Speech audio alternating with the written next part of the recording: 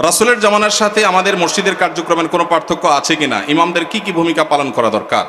রাসূল করিম সাল্লাল্লাহু আলাইহি ওয়াসাল্লামের যুগে তার হাতে গড়া মসজিদগুলো, সাহাবাদের হাতে গড়া মসজিদগুলোর একটা বড় বৈশিষ্ট্য ছিল, সেগুলো শুধু নামাজের ঘর ছিল না, সেটা ছিল কমপ্লিট প্যাকেজের নাম। একটা মুসলিম সমাজের যা যা দরকার তার সব কিছুর আয়োজন মসজিদ থেকে করা হতো। সেখানে দারিদ্র বিমোচনের কাজ হতো, কারো পারিবারিক কলহ হলে নবী সাল্লাল্লাহু আলাইহি ওয়াসাল্লামের কাছে আসলে তিনি সেটা মীমাংসা করতেন। এই ঘটনা বহু আছে। কোনো মানুষ ক্ষুধার্ত, তিনি এসে নবীজির কাছে সাহায্য চেয়েছেন, তার জন্য নবী সাল্লাল্লাহু আলাইহি ওয়াসাল্লাম সাহায্য তুলেছেন, সেটাও আছে। আমাদের মসজিদগুলো থেকে নবী করিম সাল্লাল্লাহু আলাইহি সাল্লামের মতো, সেই মসজিদের মতো আজ বহুমুখী কাজ হয় না। আমরা বেশিরভাগ মসজিদগুলোকে শুধু নামাজের ঘর বানিয়ে সীমাবদ্ধ রেখেছি। আমাদের মসজিদগুলোতে যুবকদের জন্য তেমন কোনো আয়োজন নেই, আমাদের মসজিদগুলোতে শিশুদের জন্য তেমন কোনো আয়োজন নেই। আমি আশ্চর্য হয়েছি ইউরোপের বিভিন্ন মসজিদে দেখে, যে অমুসলিম প্রধান দেশ, আমাদের বাংলাদেশি ভাইরা সেসব মসজিদ বানিয়েছেন, কিন্তু সেখানে দেখা গেছে শিশুদের জন্য আলাদা আয়োজন। আপনারা এখানে যারা আছেন, কয়টা মসজিদ আছে বলতে পারবেন যে আমাদের মসজিদে শিশুদের জন্য সুস্থ সাংস্কৃতিক চর্চার, আমাদের সমাজে মসজিদে বাচ্চাদের জন্য নামাজে আসলে বিনোদনমূলক, তাদের জন্য প্রণোদনামূলক ব্যবস্থা আছে? এরকম ব্যবস্থা আছে কয়টা মসজিদে ভাই? খুব একটা নাই, বরং উল্টা আরো ধমক দেয় বলে। মসজিদে আসলে ধমক দেওয়ার কালচার আছে, বন্ধ করতে হবে এই কালচার। মসজিদে বাচ্চারা টুকটাক ডিস্টার্ব করলে ধৈর্য ধারণ করতে হবে, বেশি ডিস্টার্ব করলে তাদেরকে সুন্দর করে বুঝাইতে হবে, অভিভাবককে বুঝাতে হবে আজকের শিশু আগামী দিনের মুসল্লি। নবী করিম সাল্লাল্লাহু আলাইহি সাল্লাম খুতবা দিচ্ছিলেন জুমার। হাসান বা হোসেন রাদিয়াল্লাহু তাআলা আনহুমা দৌড়ে আসছিলেন নানার দিকে, জামা পেঁচায়া শরীরের সাথে পড়ে গেছেন। নবীজি মিম্বর থেকে নেমে দূরে গিয়ে নাতিকে কোলে নিয়ে আবার এসে মিম্বরে দাঁড়ালেন, তারপর খুতবা কন্টিনিউ করলেন। আপনার মসজিদের ইমাম সাহেব করলে চাকরির কি হাল থাকবে বলেন? চাকরি থাকবে?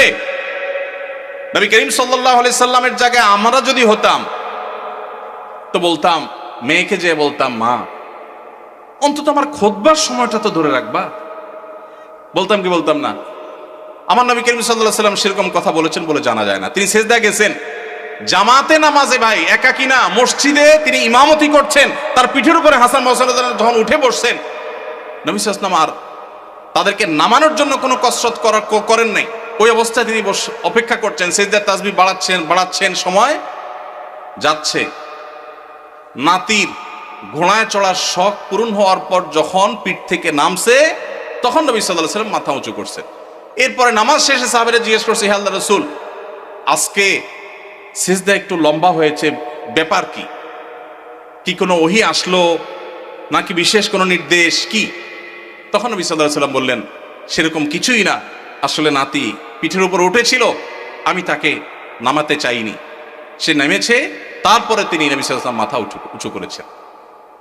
আমাদের ইমাম সাহেবদের যদি নাতি তো দূরের কথা, নাতিরে তো মানুষ একটু একটা আদর করে, ছেলেও যদি আসতো বা নাতির জায়গায় আরো কিছু যদি আসে, পিঠের উপরে তার পরিবারে কোনো বাচ্চা আসতো, ইমাম সাহেবের চাকরি চলে যেত।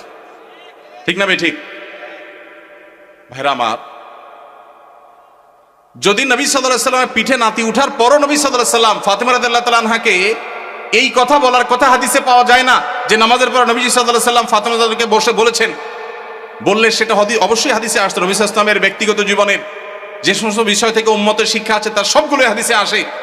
এরকম কোন হাদিস পাওয়া যায় না যে তিনি ফাতিমা রাদিয়াল্লাহু তাআলার কাছে যে বলেছেন, মা আমি মসজিদে ইমামতির দায়িত্ব পালন করছি, এই টাইমে তুমি নাতিকে ছেড়ে দিলা, তাকে এই টাইমটা ধরে রাখতে পারতা।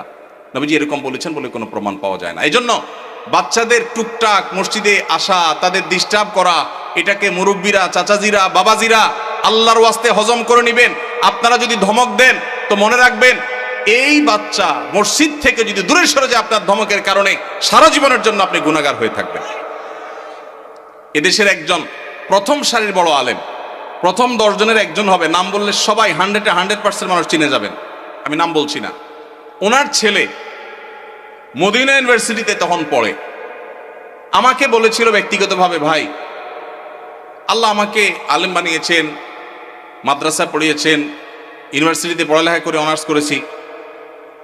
আমি ছাত্র বা শৈশবে, ছোট জীবনে মসজিদ থেকে ধমক খাইছি এক মুরব্বীর। আমি মরণ পর্যন্ত ভুলবো না, আমার মনে কতটা আঘাত সেটা এঁকে দিয়েছে। বহু ধমক জীবনে খেয়েছি, কিন্তু ওই ধমকটা ভুলবো না। মসজিদে গিয়েছি বহুত আবেগ নিয়ে, অনুভূতি নিয়ে, একটু দুষ্টামি করেছি, যেই ধমক খেয়েছি আমার ভেতরটা কেঁপে উঠছে। আমি চিন্তা করি আমার জায়গায় একজন সাধারণ মুসলমান যে এতটা ইসলাম বুঝে না, হয়তো স্কুল কলেজে পড়েছে, সে যদি আঘাতটা পাইতো সে হয়তো নাস্তিক হয়ে যেত, সে তো ইসলাম থেকে দূরে সরে যেত। এই জন্য মসজিদ থেকে বাচ্চাদেরকে ধমক দিবেন না। আদর্শ মসজিদের জন্য, বাচ্চাদের জন্য, যুবকদের জন্য, এমনকি মা বোনদের দ্বীনি শিক্ষার জন্য চিন্তা ভাবনা, ফিকির, তাদের জন্য পর্দা প্রাইভেসি রক্ষা করে কিভাবে তাদেরকে দিনদার বানানো যায়, ফরজে আইনের ইলম শেখানো যায়, সেই ব্যবস্থাপনা থাকতে হবে। মসজিদ থেকে জনসেবামূলক কার্যক্রম থাকতে হবে। জনসেবার জন্য পয়সার দরকার নাই, ইচ্ছা যথেষ্ট। আমি একটা ক্যাম্পেইন শুরু করছি। প্রত্যেক এলাকায় যুবক ভাইয়েরা ইমাম সাহেবদের নেতৃত্বে এলাকা পরিচ্ছন্নতা অভিযানে নেমে যান। আপনার এলাকাটা সবচেয়ে ক্লিন রাখেন। প্রতিদিন এক ওয়াক্ত নামাজের পরে 10 মিনিট করে এলাকা ভাগ করে নেন। সারের বস্তায় করে সব ময়লা গালা কুড়িয়ে এক জায়গায় এনে সেটাকে জ্বালিয়ে দেন বা শেষ করেন, এলাকাকে পরিচ্ছন্ন করেন। আরো হাজারটা কাজ করা যায় পয়সা কড়ি ছাড়া। সামান্য একটু মেহনত করলে, পরিশ্রম করলে দেশের চেহারা আমরা পরিবর্তন করতে পারবো ইনশাআল্লাহ। আল্লাহ আমাদের সবাইকে মসজিদে নববীর মতো একটা বহুমুখী কার্যক্রম বিশিষ্ট মসজিদ আমাদেরকে করার তৌফিক নসিব করুন।